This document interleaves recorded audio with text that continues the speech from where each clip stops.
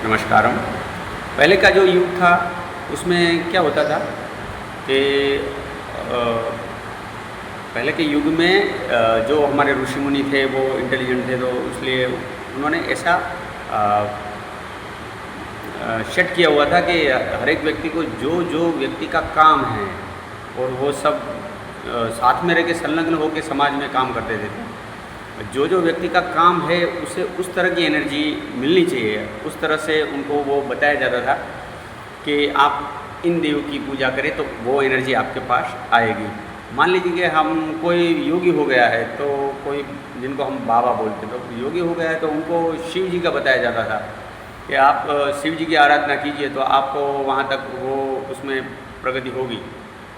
और जो राजपूत थे उनका काम था रक्षा करना, यानी युद्ध में जाना, मारकाट करना, तो उनको माँ भगवती का भयंकर स्वरूप किया जाता था कि उनको हथियारों की पूजा करने को की जाती थी।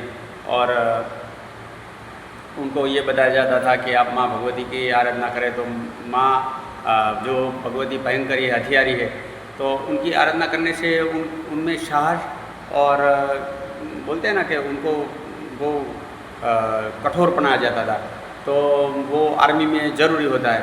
तो फिर उसमें दया भावना ऐसी नहीं रखनी चाहिए, वो आर्मी में इस तरह से काम होता है। तो युद्ध करने के लिए जो राजपूतों को वो माँ भगवती की सलाह दी जाती थी और उनको वो आराधना करने को की जाती थी। और जो पहलवान है, जो कुश्ती लड़ते हैं, जिनको बॉडी बनानी है, तो उनको ये बोला जाता था कि आप हनुमान जी की सेवा करें तो आपका ब्रह्मचर्य पालन होगा, ये होगा, वो बॉडी बनेगा आपका, ऐसा वो है। तो मैं पहले के युग की बात कर रहा हूँ। तो वो था।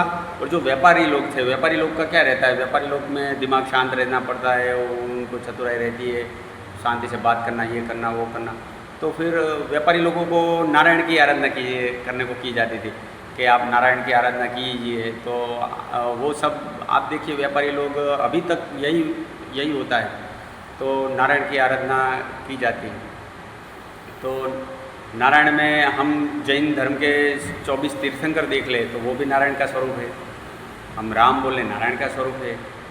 नारायण ने तो 24 अवतार लिए सनातन में, वो तो मालूम ही है, हमारा राम कृष्ण वो सब अवतार है, तो वो सभी नारायण के अवतार हैं।